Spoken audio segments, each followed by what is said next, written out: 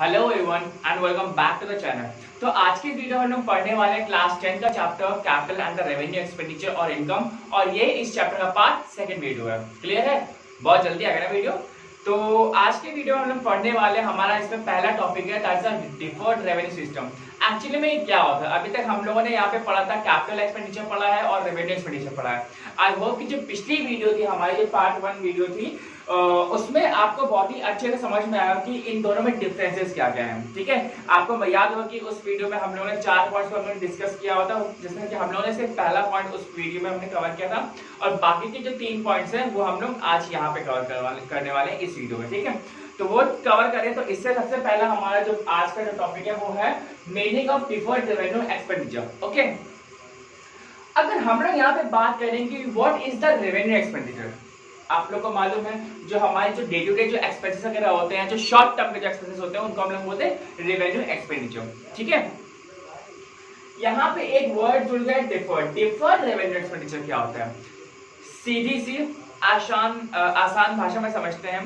Actually में जो deferred revenue system है वो ये होता है कि जिसका जो हमारा जो रेवेन्यू है वो that goes beyond the current year. ठीक है, हम लोगों ने अपने एडवर्टीजमेंट में इतना पैसा खर्चा कर दिया है कि हमारा उस करंट जो फाइनेंशियल ईयर का जो होता है वो करंट ईयर में हम लोग उसमें रिकवर ही नहीं कर पा रहे हैं। ठीक है, तो उसको रिकवर करने के लिए हमें कम से कम कई साल लग जाएंगे, 4-5 साल भी लग सकते हैं, 10 साल भी लग सकते हैं, क्योंकि हमने इतना पैसा खर्चा कर दिया उस एडवर्टीजमेंट में। क्लियर है? तो यहाँ पे जो हमारा जो टर्म होता है वो हमारा क्या आता है? Deferred revenue system.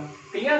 तो यहाँ पे हम लोग क्या हो सकता है कि इसमें सबसे पहली बात तो ये होता है, डिफर्ड रेवेन्यू सिस्टम हम लोग समझिए क्या होता है। तो इसमें सबसे पहला जो सिस्टम होता है हम लोग ये समझ सकते हैं कि जो पहला ईयर है डिफर्ड रेवेन्यू सिस्टम में, डिफर्ड रेवेन्यू एक्सपेंडिचर में, जो हमारा पहला ईयर होता है वो हमारा क्या होता है? करंट ईयर, जो करंट फाइनेंशियल ईयर होता है। ठीक है, तो उस करंट ईयर में हम लोग जो अब उस ईयर का जो शीट होगा उसमें हम लोग वो जो सिस्टम रखते हैं वो हम प्रॉफिट एंड लॉस अकाउंट में डालते हैं। ठीक है, और बाकी का जो नेक्स्ट ईयर के लिए होते हैं उसको हम लोग एसेट डाल देते हैं बैलेंस शीट में। क्लियर है? क्योंकि एसेट हमारा क्या होता है भाई? हमारा वो लॉन्ग टर्म में बेनिफिट देगा। तो वो जो एडवर्टाइजमेंट जो हमने इतना ह्यूज अमाउंट खर्चा कर दिया, इतना जो पैसा खर्चा कर दिया है, वो किसमें आएगा? हमारा वो एसेट में क्लियर हो जाएगा। क्लियर है? आई होप कि डिफरेंट रेवेन्यू एक्सपेंडिचर आपको क्लियर होगा बहुत अच्छे से। एक बार फिर से हम लोग देखते हैं, ऐसा रेवेन्यू एक्सपेंडिचर, ऐसा हम लोग ऐसा प्रचार करना है या ऐसा कोई काम करना है जिसको हम लोग उस फाइनेंशियल ईयर में कवर ना कर पाए, आगे आने वाले कई साल लग जाएंगे उसको कवर करने के लिए। ठीक है, तो इसके कुछ एग्जांपल्स हमारे पास, जैसे कि हैवी एडवर्टाइजिंग एक्सपेंसेस, बहुत ज्यादा हम लोगों ने खर्चा कर दिया हो। हैवी रिपेयर्स, ठीक है, उस मशीनरी में हमारा बहुत ज्यादा रिपेयर का खर्चा आ गया हो।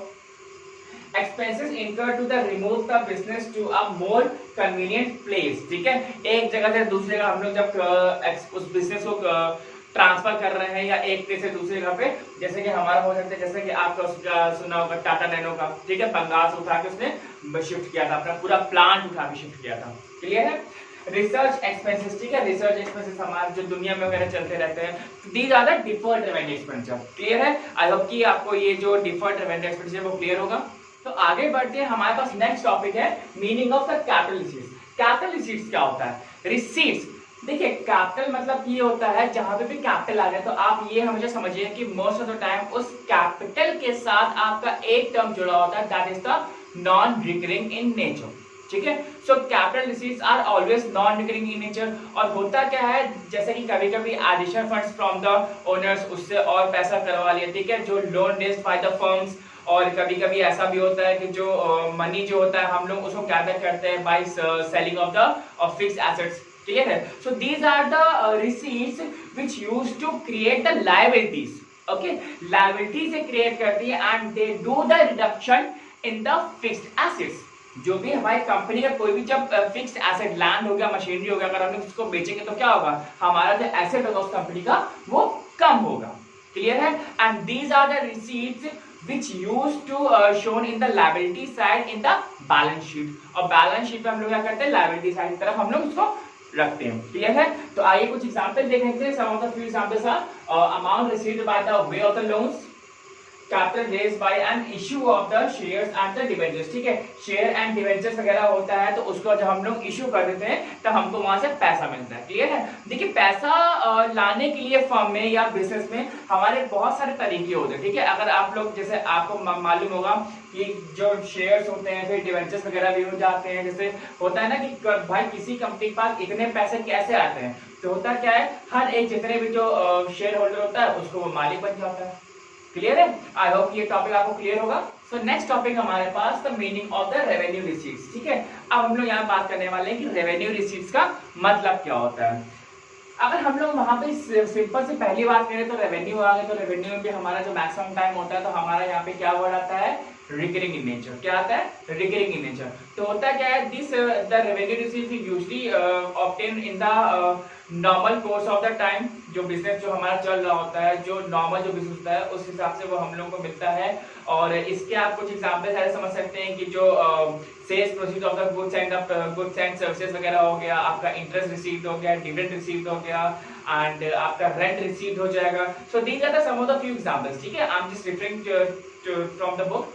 और इसको आप इस तरह के समझ सकते हैं, they neither create the liabilities nor they reduce the fixed assets value, ठीक है। हाँ, बस ये होता है कि इनके रेवेन्यू रिसीट्स होने से जो इनका जो इनकम होता है उसमें हमारा प्रॉफिटेबिलिटी ज्यादा हो जाती है, वो इनकम हमारी बढ़ जाती है, ठीक है। ये चीज होगी। और ये जो रेवेन्यू रिसीट्स होता है इसको हम लोग कहाँ पे लिखते हैं, या तो ट्रेडिंग अकाउंट में लिखेंगे या फिर प्रॉफिट एंड लॉस अकाउंट में लिखेंगे। क्लियर है? आई होप कि जो आपको रेवेन्यू रिसीट्स होगा वो बहुत ही अच्छे से क्लियर होगा। अगर इसके हम लोग कुछ एग्जांपल्स देख लेते हैं तो there are some of few examples. ये amount received from the sales of goods, total sales during the year are called the turnover, ठीक है। जितना भी हमारा होता है उसको हम लोग क्या बोलते हैं, टर्नओवर बोलते हैं। Interest and dividend received on the investment, ठीक है। जितना भी हमारा इंटरेस्ट वगैरह आ रहा है उसको हम लोग क्या बोलते हैं, सॉरी इंटरेस्ट वगैरह भी हमारा किस में आता है, वो हमारा रेवेन्यू रिसीव्स में आता है। क्लियर है? आई होप कि आपको क्लियर होगा बहुत अच्छे से।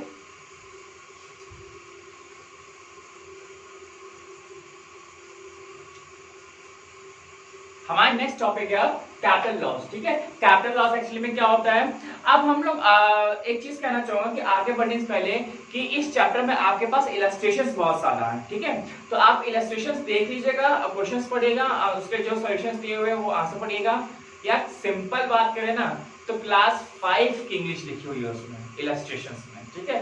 तो आराम से समझ जाओ कहाँ पे आपका कैपिटल लग रहा है, कहाँ पे आपका रेवेन्यू लग रहा है। तो उसमें कोई रॉकेट साइंस नहीं कि जो आपको समझ में ना आए।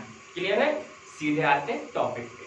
एक्चुअली मैं आज का टॉपिक अभी का टॉपिक क्या है, that is the capital loss. जहाँ पे कैपिटल आता है बस आप एक बात हमेशा ध्यान रखिएगा कि जो कैपिटल आ रहा है वहां पे हमने पहले बता दिया कि नॉन रिकरिंग नेचर होता है। कैपिटल का एक ये भी आप समझ जाइएगा कि हमेशा आपको लंबे समय के लिए होता है, ठीक है। अब कैपिटल लॉस यहाँ पे बात कर रहा है, तो कैपिटल लॉस का मतलब ये है कि the loss which is not related to the normal course of business, ठीक है। जो हमारे लंबे समय तक होता है तो इसका हम लंबे समय तक हमको समझ में आता है। तो उसका अगर एग्जांपल हम लोग देखें तो loss on the issue of the shares and the debentures, ये हमें लंबे समय बाद समझ में आया कि एक्चुअली में हमने शेयर जो होता है उसकी होती है जो मार्केट वैल्यू दिन पर दिन तो डिपेंड होती है, ठीक है। आज कुछ और है, कल कुछ और है, लेकिन लंबे समय जो शेयर्स होते हैं हमें प्रॉफिट दे के आते हैं और कभी कभी ऐसा होता है कि लॉस भी दे जाते हैं, जैसे इस बार इस लॉकडाउन में हुआ है, ठीक है। Loss on the sale of the fixed asset, ठीक है। जो आपके फिक्स्ड एसेट थे उसको बेचने पे आपको कुछ लॉस हो गया। क्लियर है? आई होप कि जो कैपिटल लॉस होगा आपको क्लियर होगा।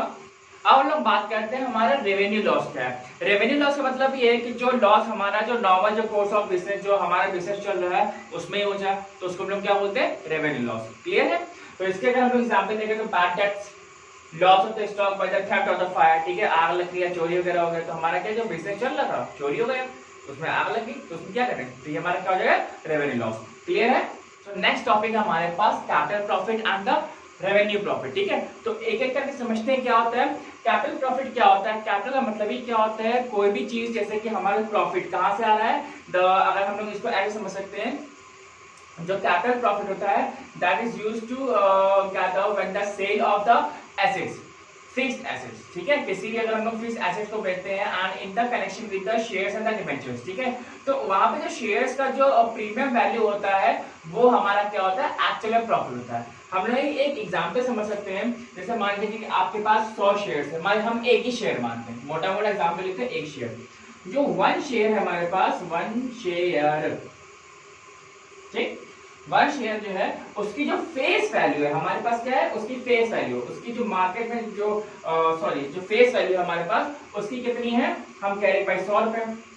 ठीक। अब हम उसको प्रीमियम में बेच रहे हैं, मतलब कि फेस वैल्यू से ज्यादा में बेच रहे हैं, तो होगा क्या, हम उसको बेच रहे हैं उसमें कितने में, 120 में। तो जो अब इसको जब माइनस करें तो हमारा बच कितना है 20, तो 20 रुपीज क्या हो गया हमारे पास, कैपिटल प्रॉफिट। क्लियर है। जो प्रीमियम जो वैल्यू आती है वो हमारी क्या हो जाती है, वो कैपिटल प्रॉफिट। क्लियर है। ये तो हमने सिर्फ एक शेयर की बात की, बाकी आप समझ सकते हैं कि आप कितने भी शेयर ले सकते हैं, जितने भी आपका मन करे। ठीक है। जो हमारे फिक्स एसेट्स होते हैं उसको लेकर के। क्लियर है। रेवेन्यू प्रॉफिट में आते हैं। रेवेन्यू प्रॉफिट क्या होता है, सिंपल सा है, आसान सी चीज। आपने कोई बॉक्स खरीदा या मान लीजिए कोई फोन खरीद लिया, तो हमने कोई भी चीज मान ली खरीद लिया, या हमने एक फोन खरीदा, वन फोन, ठीक है। वो आपने खरीदा था कितने में, आपने 10 में खरीदा, ठीक। आपने उसको बेच दिया 12 पे, आपने उसको 12,000 में बेच दिया, तो सिंपल क्या हुआ, 2,000 का प्रॉफिट हुआ आपको, तो that is the revenue profit. Clear है। ये हमारे नॉर्मल जो उसमें होता है बिजनेस में क्या बोलते हैं हम लोग, रिकरिंग होता है, और उसमें क्या होता है, नॉर्मल कोर्स ऑफ टाइम में जो हमारा प्रॉफिट होता है वो इस पे होता है। क्लियर है। 2,000। तो आई होप कि क्लियर होगा आपको कि एक्चुअली में कैपिटल प्रॉफिट क्या है और आपको रेवेन्यू प्रॉफिट क्या है। ठीक है। तो आज इसी के साथ हम लोग ये चैप्टर समाप्त करते हैं, और हमने आपसे बोल दिया है आप इलस्ट्रेशंस देख लीजिएगा, बहुत ही आसान है। Class 5th English, believe me, 5वीं क्लास इंग्लिश है उसमें। ठीक है। तो आज वीडियो एंड रखते हैं, and here we are just ending with the capital and revenue expenditure income chapter, and yes soon we are coming with the final account chapter. Shooting हो चुकी है, and we are just ready to just give you the video. So just subscribe this channel and hit the like button if you like the video, and please do comment if you feel any query. Clear? Till then, bye bye and